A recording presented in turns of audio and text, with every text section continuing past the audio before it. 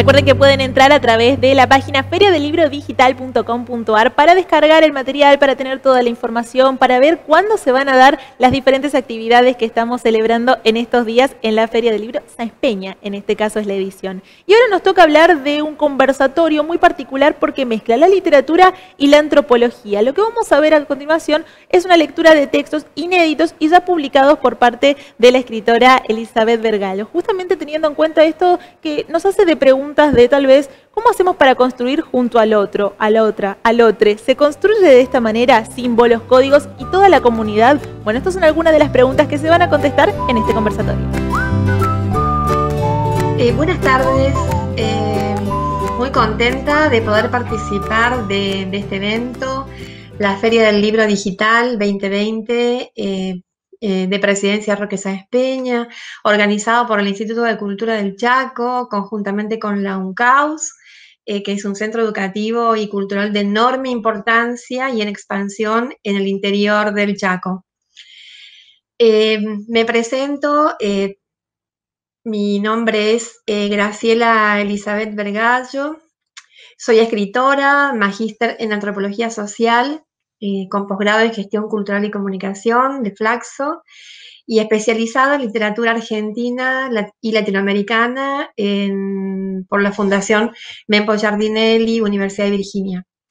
Los ámbitos en los que me muevo son la literatura, la antropología, la ecología, derechos humanos, y participo activamente en estos temas. He publicado poesía, narraciones, ensayos, crónicas y otros textos periodísticos. Recibí algunos premios, el último fue un segundo premio en el concurso literario internacional bilingüe de Trace per la Meta, Milán, Italia, en el 2017. He recibido también otros premios en poesía,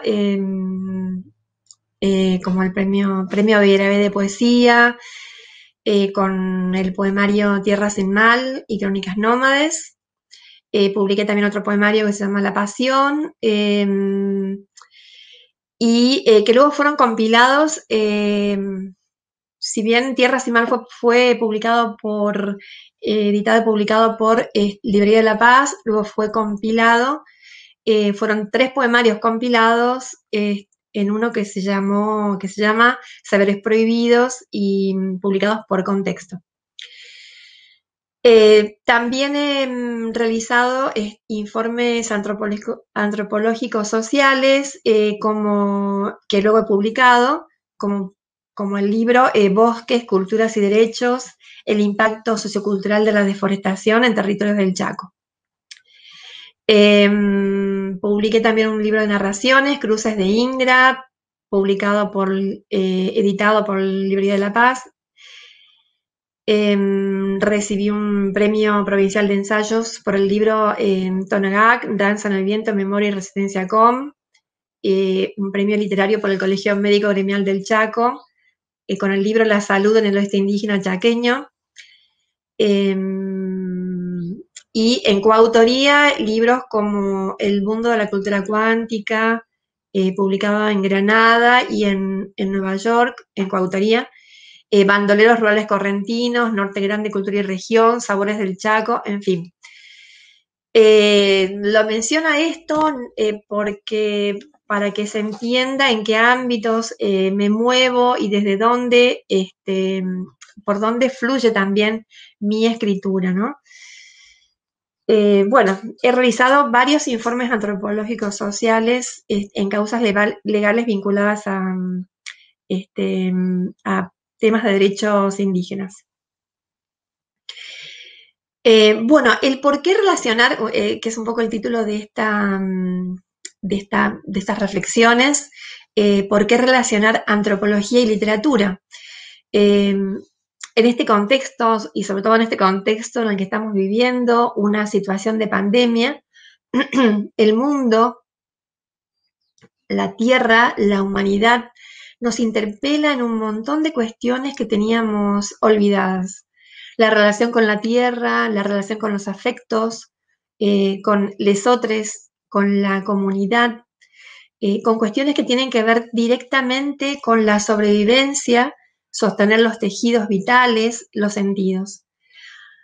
Aquí es donde entra la antropología, ¿no? La antropología, de alguna manera, tiene que ver con intentar entender los significados, los sentidos que se construyen socialmente, que nos construyen y que construimos activamente hacia adelante. El modo en que nos representamos el mundo es algo que se construye con otros. Con otros construimos los símbolos, los códigos, las referencias compartidas, los lenguajes, el tejido vital que nos sostiene. La memoria es fundamental para sostener ese tejido y en tal sentido es política. Desde la antropología se pueden interpelar ciertos cánones naturalizados, quizás en la literatura, o reafirmar otros. ¿Qué papel juega la literatura en este presente que nos toca vivir? ¿Se puede decir que la literatura es solo ficción y como tal además es una cura? Pienso que no, que la literatura no es solo ficción, es también pensamiento, otro modo de conocimiento. La literatura es algo que se construye con retazos de la realidad, de ficción, de pensamiento, así como la vida misma, ¿no? Pero también el modo en que pensamos y el modo en que hacemos literatura puede estar condicionado socialmente, atado a ciertos paradigmas, y está bueno que tomemos conciencia de esto, ¿no? Para poder elegir, tomar aquello que tiene sentido y seguir.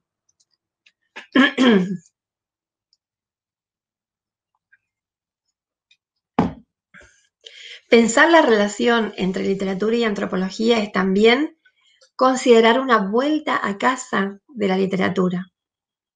Escribir desde nosotros y no por eso dejar de ser universales. Discutir ciertos criterios de autoridad, las industrias culturales, ciertos paradigmas dominantes de las industrias culturales, la ortodoxia académica. Por supuesto que mucho hay que aprender de la literatura histórica universal. En el peor de los casos, las industrias culturales no pueden determinar el modo en que pensamos, sentimos, hablamos, escribimos. Pensar la relación entre literatura y antropología es entender la importancia de esa relación en sus diferentes escalas, pero también reconocer o reconocernos en el paisaje natural y social en el que estamos inmersos. Como estamos inmersos en la memoria social que nutre ese paisaje, o interpelarlo, ¿no? Y también redescubrir nuestros propios lenguajes. Dice Ricardo Piglia que se decía, ¿no? Bueno, que se han establecido normas lingüísticas que impiden nombrar amplias zonas de la experiencia social y que dejan fuera de la inteligibilidad la reconstrucción de la memoria colectiva. Bueno, voy a ir, además de decir estos pensamientos en voz alta, voy a ir leyendo algunos poemas intercalados con estos pensamientos, y este poema se llama El Mapa, que es un poema que está en el poemario, en mi poemario, Crónicas Nómades. Allí está incluido, ¿no? El Mapa. Hay un abismo inmensurable en la espera. Mientras tanto, escribimos, tanteamos pinceladas, hilvanamos con hilos de los colores que hubieran el mapa de un peregrinaje, a veces invisible, nuestra vida. Intentamos que ese mapa inventado nos proteja de los peligros del camino, como si fuera la luz que en un instante alumbre la posible oscuridad, encienda la visión, nos asombre una y otra vez, como se reconocen los laberintos de un antiguo templo tras indicios de algo que hay que descubrir. La piedra filosofal, el azot, el misterio oculto en el fragor de las palabras mismas. No es otra cosa el encuentro que la continuidad del mapa en nuestra piel, una obra de arte, un soplo, una sutil persistencia.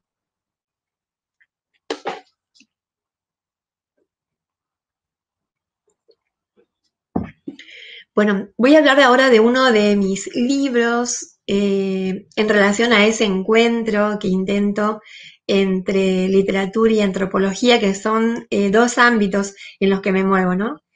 Y voy a mencionar un libro que se llama Tierra sin Mal, publicado en el año 2006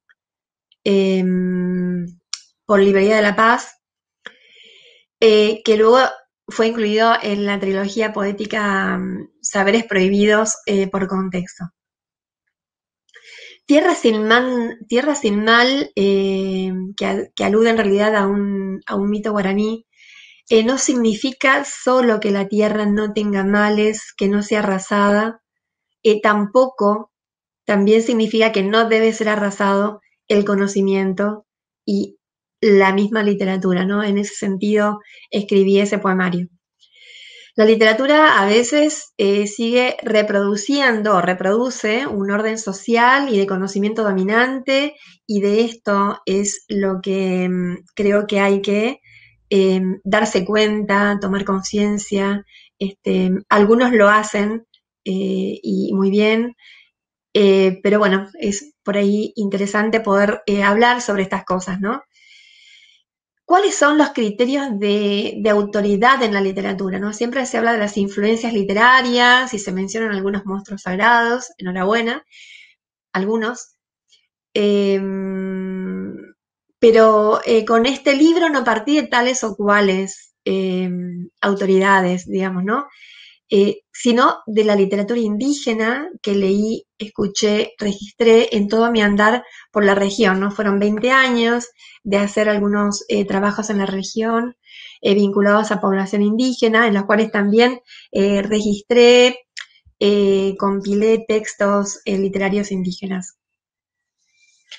Así entonces tomé algunas citas y las escribí como epígrafes, y en eso me inspiré para escribir este poema en particular, que se llama Gente del Agua, que está incluido en ese libro, en ese poemario, Tierra sin Mal, y que lo seleccioné no solo porque es el poema que sacó ese premio en Italia, sino también porque en este momento se está debatiendo en la cuestión de la ley de humedales, que es urgente y que, bueno, en apoyo y en homenaje a esto, a esta posibilidad, es que seleccioné este poema que se llama Gente del Agua, que se inicia con un epígrafe de un mitocom que dice así, y luego va mi poema, ¿no? El humo del gran fuego que destruyó el mundo y de todos los fuegos que arden sobre la tierra forman las nubes. Mitocom. Cuando las estrellas bajan por las noches a temblar entre las hojas que copulan con el río, la gente del agua ve solo caminos de agua. Los caminos del agua llevan los ojos cerrados, pero luego se dan cuenta. El río de noche tiene grietas por donde pasan estos seres que también son de otros mundos. Cuando el río se mueve es la cabellera de una mujer en celo. Hay también guardianes, quienes sostienen la lluvia y quien abre la puerta para que caiga el agua sobre el mundo. De noche el río es ciego. La lluvia, dicen, puede ser una mujer que llora, pero las gotas que caen pesadas al río pueden volver a sus ojos con el fuego. La sed de la tierra y la mujer que llora se parecen. Osacero llamaban los chamacocos a los pájaros oscuros de la lluvia. En el río el tiempo se vuelve un torrente y los pájaros del agua confunden sus nidos y se quedan en los ojos de los hombres que esperan. A veces veo un viajero a caballo cruzando el cielo con un poncho rojo y flecos de lluvia y río. El ritual de la lluvia es ronda de fuego, y en sus orillas quedan historias secretas como brisas cálidas y quietas. Eso que queda fuera de la memoria a veces es bruma, y se mezclan los rostros y las horas en el murmullo del alma que fluye. Los ríos son los dedos de la luna que acarician el cuerpo de la tierra. También son heridas, porque la vida es un tejido y cualquier hilo que se arranca puede quebrar su trama. Un poema es una lágrima de luna templada en la risa de la gente del agua.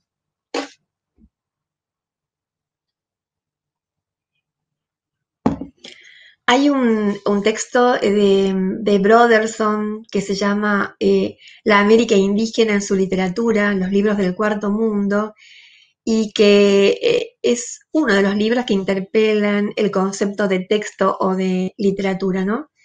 En nuestros sures hay que interpelar ciertas categorías de conocimiento dominantes vinculadas con la literatura, como la separación de lo oral, de lo escrito, pensar que la letra escrita es la única literatura posible y como tal se instituye como dominante. Sin embargo, en la historia de Abya Yala, de América Latina, han habido diversos modos de escritura que se pueden entender como textos que también dicen cosas, otros lenguajes, como las pinturas de los Nibaclé, las cuerdas anudadas de los incas, los libros Biombo, Amoxtli, mesoamericanos, la literatura oral, si la podemos nombrar de algún modo, utilizando algunas categorías que conocemos. En América Latina, en Abya Yala, hay una tradición que privilegia cierta racionalidad sostenida en la cultura letrada hegemónica que privilegia el decir y no el hacer. Se han ignorado categorías enteras de representación, dice Broderson, maneras diferentes de configurar el tiempo y el espacio. Se han ignorado otros modos de conocimiento, estados de conciencia, realidades, otros lenguajes. En síntesis, hay mucha literatura invisibilizada, hay mucha historia invisibilizada en nuestros sures, mucha reexistencia invisibilizada. Los pueblos reexisten, que es una expresión que reúne dos conceptos, ¿no? Resistencia y existencia. Los pueblos resisten porque existen. Y es en esa resistencia, existencia, que plasman su existencia futura en el presente. Y volviendo a este presente y a esta situación que nos toca vivir como humanidad, hay un paradigma dominante que en aras de la acumulación ha llevado a este mundo, a esta crisis civilizatoria, ¿no? Hay una lógica extractivista que arrasa territorios, biodiversidades, poblaciones, pensamientos. Como decía, no creo que baste la literatura como salida, ¿no? Sin procesos o como cura, digamos, sin procesos de relacionamiento, reflexión y empoderamiento social. Creo que sí, la literatura como el arte en general pueden ayudar, entendiéndolos como otros modos de conocimiento que nos permitan entrelazar realidad, ficción, pensamiento, que nos ayude a darle un sentido a esta coyuntura y a este otro mundo que viene. Dice Sonia Maluf en su libro Antropología, Narrativas y Búsqueda de Sentido: para compartir la experiencia humana se cuentan historias. La necesidad de contar historias tiene que ver con búsqueda de sentido, que solo es posible en el encuentro con el otro. Solo en el encuentro con el otro nos reconocemos, nos reconstruimos y logramos hacer sentido.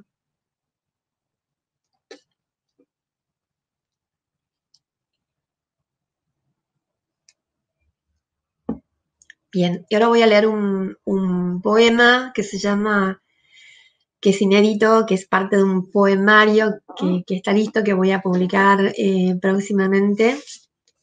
Y el título del poema es La ronda de lunas y el color púrpura.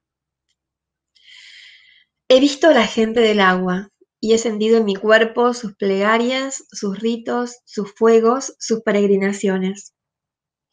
Cuando sopla el viento, cuando el cielo truena, cuando caen sus hilos, también supe de sus danzas. He sabido de seres que acechan, de guerras, pero también de ceremonias, fiestas y epopeyas de la gente del agua. Aprendí de las mujeres sabias sus consejos para los días siguientes. Supe que en días de tormenta la memoria se descuelga. Aprendí las caricias del alumbramiento y las señales ocultas en los nombres. Que las manos dicen cosas que en aromas o vapores llegan a sagrados reinos. Que la ronda de luna se sagrada y el poder y el dolor del color púrpura. Supe de los mapas secretos del agua. Nací en noche de tormenta, por eso el agua fluyó de mis ojos como arroyo con destino incierto. Quizás por las muchas muertes, por purificación, he lavado mi cuerpo con agua de napas profundas y mi pelo con agua del cielo. Como un árbol de niebla, he sorbido el agua de las hojas, la he guardado en tinajas, la he curado con el palo santo. Los pies en el barro y mi alma flotando en las hojas, así fue que nació mi canto. El agua fue mi primera cópula, un espejo que llevó mi alma, el cuerpo de mis lágrimas. Supe que allí estaban en germen estos seres que luego renacerían en peces, guijarros, raíces, hierbas. Supe también de barcos perdidos, de tesoros ocultos, de pedidos de auxilio. Hay cosas que solo pueden ser señales de otras. Y así las cosas que vemos nos devuelven, a veces, instantes que perdemos. Sé también que hay seres que buscan las almas perdidas de sus dueños para devolver al cuerpo su memoria. Aprendí que el agua es el ojo de la tierra, la que vio mi desnudez tostarse de luna antes de perderme en la niebla oscura.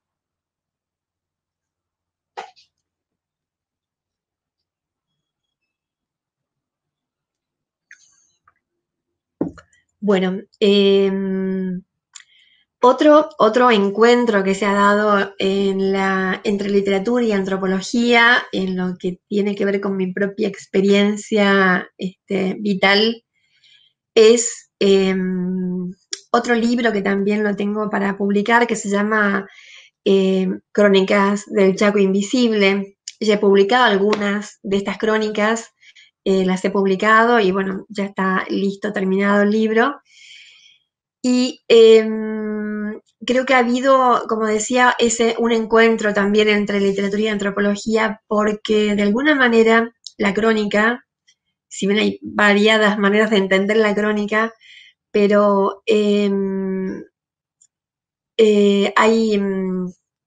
la crónica de alguna manera obliga al estar ahí, al dar testimonio de algo, ¿no? Y conjuga de alguna manera, bueno, también en la antropología, lo que se llama el método que es propio de la antropología, que es el método etnográfico, también obliga, digamos, es lo propio de la antropología, ¿no? El estar ahí, el dar testimonio también, de alguna manera. Y la crónica conjuga la narrativa histórica con la ficción, el periodismo, con la literatura, la objetividad y la subjetividad, la oralidad, la escritura, ese carácter de camaleónico, de alguna manera, que tiene la crónica, ese carácter híbrido y cambiante, es lo que le da esa riqueza y también esa posibilidad de arrimarse a estas otras cuestiones que tienen que ver con la antropología, ¿no? Y en la crónica pueden rastrearse a la vez los impulsos del ensayo y del testimonio que han sido característicos en los movimientos literarios y periodísticos de América Latina, de Abya Yala. También decía que se pueden rastrear los impulsos del ensayo, del testimonio, de la crítica y de la ficción. Esa condición híbrida le otorga un sentido político a la escritura de la crónica, ¿no? Le provee de un carácter anticanónico. Como decía Piglia, la lengua en general se ha convertido en un territorio ocupado que define los niveles de comprensión y sentido muy lejos de los registros de la lengua popular y las experiencias concretas de la vida cotidiana. Los que resisten a esto hablan entre sí una lengua perdida. ¿Qué podemos decir y aprender de esta coyuntura que nos toca vivir como humanidad? ¿Qué podemos decir, no? Si se arranca un hilo de la trama de la vida, hay algo que se desarma. Y acá también lo relacionamos con la literatura, ¿no? Y esto de recuperar la lengua perdida, como decía Piglia. Hay que trabajar para construir otro futuro posible, otro modelo civilizatorio más justo, más ético, más feliz para los humanos y para todos los seres que existen en este planeta. Esta es la dimensión ética que no hay que perder jamás de vista. También hay que repensar la literatura e interpelar los cánones que hacen que también la literatura sea a veces, como decía Piglia, un territorio ocupado. Darse cuenta cuánto hay que aprender de nuestra memoria social, de nuestro entorno, inclusive de nuestra trayectoria vital que puede plasmarse en la literatura que a la vez sea universal, local, oral, escrita o lo que fuera. Bueno, aquí va un poema que es del poemario Crónicas Nómades. El poema se llama Nómades. Quizás el camino no era solo desierto, sino la persistente edificación sobre las cosas calladas, aquello que todavía no sabemos.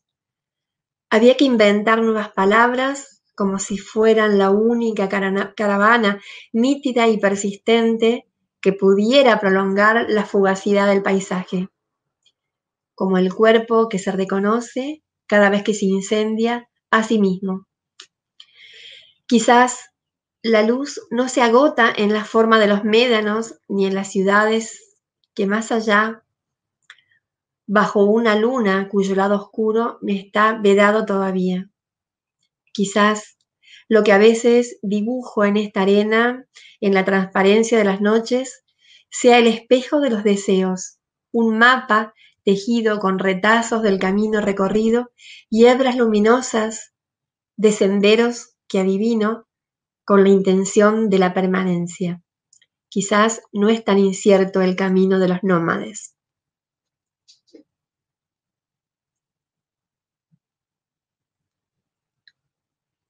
Bueno, y ahora para terminar voy a leer solo unas 2 o 3 estrofas de un poema que también que se llama Silencio y también es un poema inédito, pero que, bueno, quería cerrar con esto, ¿no? Solo voy a leer 2 o 3 estrofas, como decía. Escuchad, ¿qué dicen ahora las voces del viento, las palabras de los profetas, la textura de la tierra, el aroma de las hojas, las historias secretas, el mensaje de un pájaro rojo en el árbol vibrante del tiempo? La gente abrazada en torno al fuego, para hablar con sus vivos y sus muertos. ¿Cuáles eran los consejos? Quedarse quietos, escuchar. ¿Qué quiere decirnos el Axis Mundi, la antigua música del mundo? Respirar lo profundo. ¿Qué quieren decirnos los astros? ¿Cómo se revela la memoria de la Tierra? ¿Por qué en la visión se refleja? Gerard, espejo de mi alma, sos mi sentido común. De vos depende mi vida, mi alimento. Que se acerque el aire al agua, el agua a la tierra, que el calor de este caldero llegue al reino de los cielos. Entre nosotros se juega el mundo, el universo, ese es el secreto. Muchas gracias.